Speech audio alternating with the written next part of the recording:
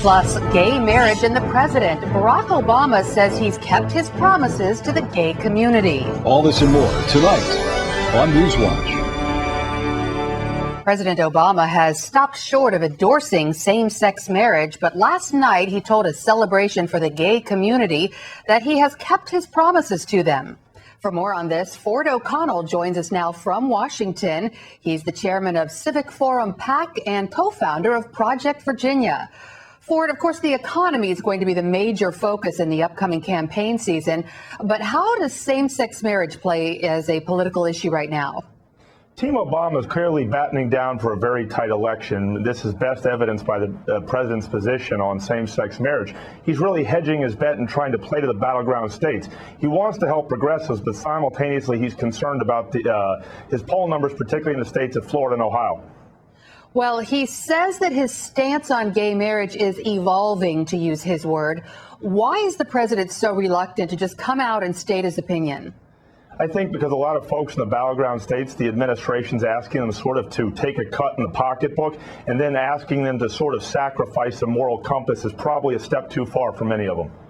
So talk about just the Republican Party now. Do you think that it is changing its stance on the issue of same-sex marriage?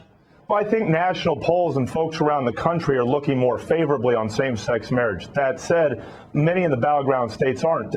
Recently released poll in Virginia, which is a prominent battleground state in 2012, still is at a 52-41 against same-sex marriage. And in Colorado recently, there was legislation to promote same-sex marriage, and it was not passed. It basically died in the legislature. So in the battleground states, they're still struggling with it, and they're not looking as favorably as you will compared to the rest of the nation. So what would your advice be to the Republican Party? Stand firm?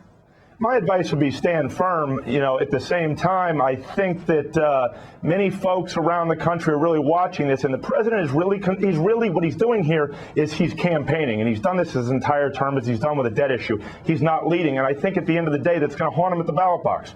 Well, what about President Obama's base, the far left group of the Democratic Party? How does he stand with them regarding this issue? Well, obviously, they're pushing the president to state a position. He may have to if this Supreme Court challenge on DOMA comes up before the election.